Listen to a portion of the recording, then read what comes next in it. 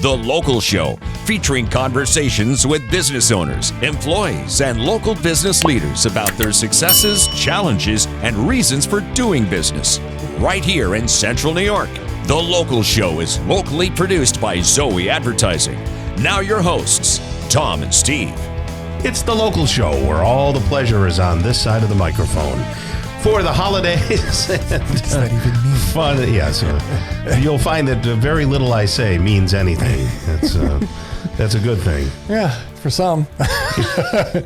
Merry Christmas, Tom. I don't like to expose my real thoughts, and you don't want me exposing myself. No. Not here. But no, I think you're pretty transparent. Everybody knows you grew up in the Valley. You're a hypochondriac. And I don't have a snowblower. And you don't have a snowblower. Still need some snow tires, and you're generally miserable. I think that's pretty clear. I don't think anybody's going to doubt that, though. It's the world that's made me miserable. Okay. It's not me. I'd be happy. Well, we have a non-miserable guest. Why don't you talk to her? Because she's nicer than you. Yeah, well, we can do that. Did you want to talk about your text line first? Your text adulation line? The adulation line. So 216-0273. Tell us what you want to tell us. If you're looking to, really. Well, if you want to tell me that there's a snowblower that somebody's selling that's in good condition. There we go. Or tires. There we go. Anything you want to communicate. 216-0273. The Zoe line thing. It's the Steve compliment line. It's for the those Tom of you keeping up with things. Caressing me line. Hey, Liz is here again. Liz Krisanda is the territory executive of the ALS Association, Northeast Territory. How are you? Good. How are you? Hey, I hear there's lake effect coming this weekend. Here we'll be looking at it. Here we go. Here we go. So let's look for That's very exciting because you know how much I love snow stuff. Oh goodness. So gracious. Northeast, that's pretty big. You're a big shot. You're very, very powerful. Oh, of course. No. So the Northeast Territory is comprised of New York, New Jersey, Connecticut, New England, Massachusetts, Rhode Island. Do you have to drive around all these places, or do they fly you on a private jet? Private jet, no. And I have found particularly that driving is actually easier and faster. You don't have 2 hours before, then you got the delays, then you got the thing. I mean, Exactly. Then you got to rent a car. Right? It's Thruway to Turnpike. It works out fine. So when you show up at these other places, do people tremble because the big shots in town? No, I wish. She's a nice professional. I know, but she's like a territory manager. I'm a teddy bear. Yeah. Everybody knows that. Well, let's face it, ALS, otherwise known as Lou Gehrig's disease, sucks. Okay, we all kind of know that. And I spent some time a couple of weeks ago. I had the Chick-fil-A Christmas party, Jimmer. And of course everybody knows Jimmer around town. And Jimmer's been battling this ALS, and it's just awful to see what he's had to go through. And it's my for me and my wife, and it's our exposure up close and personal to someone who we really knew for a long time. So tell us a little bit about what's coming down the pike that might mitigate this, or has there been any improvement? Is there any hope for ALS? Well, there actually is hope. So, in the world of research, we kind of go back to 2014, which was Ice Bucket, to where we are now. And so in 2014, there was only like $58 million allocated for ALS research. And now there's just from National Institute of Health and CDC, there's over $220 million. Oh, wow. And then the Department of Defense is allocating, they went from $7 million to $40 million. So there's a lot of money being poured. What does the Department of Defense have to do with anything? Our nation's veterans are twice as likely to develop ALS than the rest of the population. No kidding. Because? We're not sure, which is why the Department of Defense has a big research line. So, the theory really is like with a lot of diseases like Alzheimer's or cancer that you have a genetic predisposition and then an environmental trigger.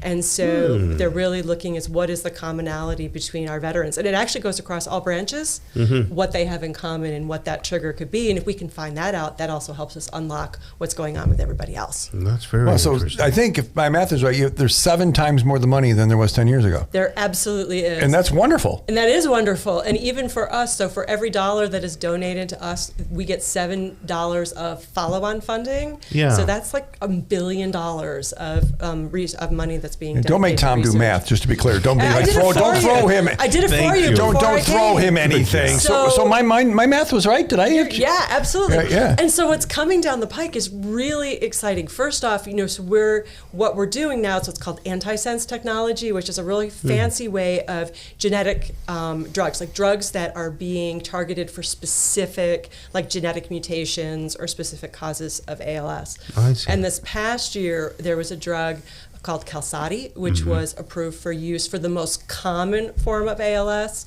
which is, it's not a huge percentage, but it is the first one where it is targeted to a specific gene. And what we're seeing with this drug, for people who are taking it, is it is either slowing their ALS, and in a couple of cases, it's actually stopping it in its tracks. So that's the first one. Wonderful, it's coming. The other stuff that's really exciting that's coming is technology. Yeah. And so things that we're looking at, it used to be, you had wheelchairs. Now we have complex power wheelchairs. We went to like the voice generating devices, what we call augmentative communication, which are eye gaze machines. Yep.